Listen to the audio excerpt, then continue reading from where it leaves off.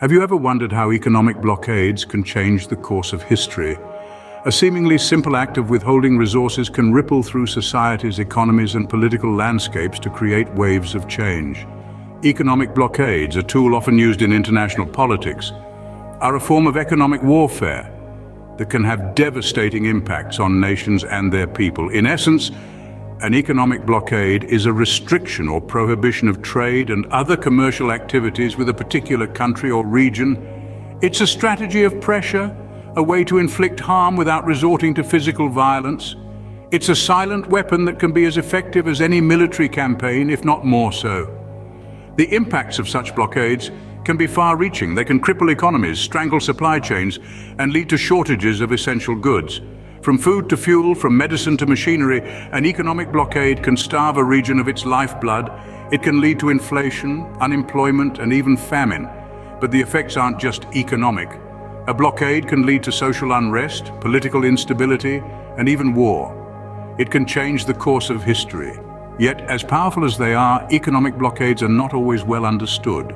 They take place behind closed doors, in the corridors of power, away from the public eye. They are a game of chess played on a global scale where nations are the pieces and the board is the world economy. To help bring this abstract concept to life, we'll be exploring a historical example that illustrates the power and impact of economic blockades. We're going back to the year of 1947 to the state of Jammu and Kashmir. It was a time of great tension and turmoil, a moment in history where an economic blockade would play a critical role. Let's dive into a specific case to illustrate this: the economic blockade imposed on the state of Jammu and Kashmir in 1947. This case study will provide an in-depth look at how an economic blockade can shape the fate of a region and its people. So, sit back, buckle up, and prepare for a journey through the annals of history. In 1947, the state of Jammu and Kashmir was strategically blockaded by the Pakistan government. As the raiders continued their hit-and-run attacks, the government of Pakistan was laying the groundwork for an economic stranglehold that would have far-reaching effects on the predominantly agricultural state. The blockade was not a sudden act of aggression, rather, it was a calculated measure that targeted the lifelines of the state. Essential goods, the necessities of life, were systematically withheld. Cloth and petrol, the lifeblood of commerce and transportation, were held up. Salt and rice, staple food items, were denied. Even though payment had been made for these imports, the supplies were not forthcoming. The blockade was not just a physical barrier, it was a psychological one as well.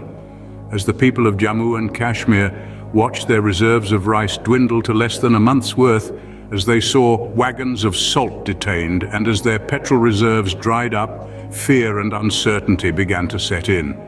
The blockade was not merely an economic strategy, it was a weapon of psychological warfare. The blockade also had a crippling effect on the state's internal transport. Lack of petrol immobilized many of the lorry and truck fleets on which Kashmir depended. This, coupled with the suspension of railway services and the refusal of post offices to operate, effectively froze all communications within the state. The impact on trade was immediate and devastating. Checks from banks in West Punjab were not honored and remittances of money were stopped. The economic lifeblood of the state was effectively cut off. The people of Jammu and Kashmir bore the brunt of this economic warfare. They suffered considerable hardships as trade came to a standstill. With all arteries blocked, a slow, creeping paralysis set in within the state. This blockade was not just an economic strategy, it was a weapon of psychological warfare. The blockade was more than a mere inconvenience, it was a death blow to the region's economy and livelihood. Picture a land whose heartbeat is its agriculture, suddenly stripped of essentials like cloth, petrol, salt, and rice. These weren't luxury items, but the necessities of life, and their absence was keenly felt. The blockade not only deprived the region of essential resources, but also choked its communication lines.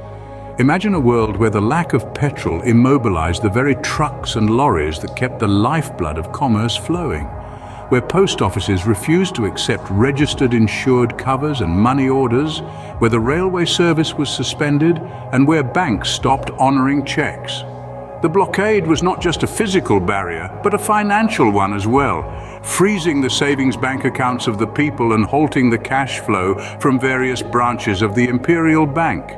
The consequences were immediate and severe, and the people suffered considerable hardships, their daily lives disrupted. Trade, the driving force of any economy, came to a standstill. As the blockade continued, it was as if a slow, creeping paralysis was setting in within Jammu and Kashmir. The vibrant, bustling region was slowly being reduced to a shadow of its former self, its economic vitality sapped away by the blockade. And let's not forget the most precious commodity of all, food. With rice supplies for 4 months withheld, the region was deprived of a staple of its diet. Wheat and gram supplies were also held back, and 10 wagons of salt were detained. This wasn't just an economic blockade, it was a stranglehold on the very sustenance of the people. The blockade was slowly paralyzing Jammu and Kashmir. It wasn't just about the dwindling supplies or the halted trade, it was about the people, their lives upended, their livelihoods jeopardized. It was about a region brought to its knees, not by the force of arms, but by the denial of basic necessities. The blockade was more than a mere inconvenience. It was a death blow to the region's economy and livelihood. Faced with a crippling blockade, the state government sought to negotiate with Pakistan. As the end of September approached, the state government reached out to the Prime Minister of Pakistan, detailing the dire situation. Essential supplies had been halted, and they pleaded for their release. In response, on the 2nd of October, Pakistan's foreign minister telegraphed back, stating that their efforts to send supplies were being hampered by disturbances. He claimed that lorry drivers were hesitant to transport goods between Rawalpindi and Kohala, and they couldn't spare troops for escort duties. The state government, however, found this response unsatisfactory. They argued that military escorts already in use for transporting European families could have been repurposed to ensure the delivery of petrol if the local authorities had truly desired it. To add salt to the wound, they pointed out that a petrol tanker had been turned away at the Pakistan customs post at Kohala, and even some salt was halted by Pakistani officials at the border. As the negotiations continued, the issues of trade and raiding became intertwined.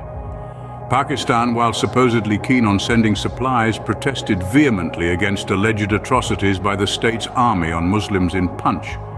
They also raised concerns about reports of armed Sikhs infiltrating into Jammu. In return, the state government refuted both allegations, and they demanded that Pakistan put a stop to armed raiders crossing from Rawalpindi district into the state to loot and murder. Regarding the frozen imports, the state government made a pointed remark. The supposedly laudable intentions of the Pakistan government seemed to have been lost in translation when it came to the actions of their officials. Despite the negotiations, the blockade continued, with dire consequences for the people of Jammu and Kashmir. The state was left in a state of creeping paralysis, with its people suffering considerable hardships and its trade at a standstill. The negotiations, it seemed, had borne little fruit. Despite pleas and negotiations, the blockade continued unabated. The economic warfare was in full swing, strangling the life out of Jammu and Kashmir. The people were caught in a vice-like grip of scarcity and insecurity as the blockade cut off their access to essential commodities. Rice, cloth, petrol, salt. The very lifeblood of everyday existence was held hostage, while the people waited in vain for supplies that never arrived. The reserves already paid for were withheld in Pakistan, leaving the people of the state high and dry. The blockade didn't just starve the state of goods, it choked off communication as well. The immobilization of lorry and truck fleets due to the lack of petrol crippled internal transport. Postal services were frozen, and even savings bank accounts became inaccessible. The people were isolated, cut off, and left to fend for themselves in an increasingly hostile environment. And the state government? It was caught in a relentless game of negotiation. It appealed to the Prime Minister of Pakistan, informing him about the stoppage of essential supplies and requesting their release. The response was tepid at best, citing disturbances and the reluctance of lorry drivers to carry supplies between Rawalpindi and Kohala as reasons for the continued hold-up. The state government wasn't fooled by these excuses. It pointed out the inconsistencies, the deliberate attempts to withhold supplies, and the blatant disregard for the suffering of the people. It called out the Pakistani officials for stopping salt at the Octoral barrier, for turning back petrol tankers at the customs post. Yet despite all this, the blockade continued. The hardships increased, the negotiations went round in circles, and the people of Jammu and Kashmir bore the brunt of it all. The blockade was more than just a political move. It was a clear demonstration of economic warfare, a testament to the lengths one state would go to gain an upper hand over another. The blockade was a clear demonstration of economic warfare. The economic blockade of Jammu and Kashmir left a lasting impact. This statement is not just a historical observation, but a testament to how a region's destiny can be influenced by economic warfare. Let's delve into the long-term effects of the blockade that reached far beyond the immediate deprivation of essential goods. Economically, the blockade crippled the once vibrant markets of the region. With supplies choked off, local businesses were forced to shutter, and the region's economy stagnated. The blockade, in essence, threw a wrench into the machinery of trade and commerce, causing a ripple effect that led to widespread unemployment and economic instability. Socially, the blockade took an immense toll on the people of Jammu and Kashmir. The deprivation of essential commodities like food, fuel, and clothing led to widespread hardship and distress. It also amplified social inequalities, as those with less means struggled the most to cope with the scarcity. The blockade, in a way, became a crucible, testing the resilience and adaptability of the people. Politically, the blockade became a catalyst for change. It intensified the region's struggle for autonomy and spurred political mobilization. The people's shared experience of hardship and their collective resilience against adversity fostered a sense of unity that transcended communal lines. The blockade, thus, served as a crucible for the region's political awakening. The blockade also altered the region's relationship with Pakistan. The unfulfilled promises and the perceived indifference to their suffering engendered a sense of mistrust among the people towards Pakistan.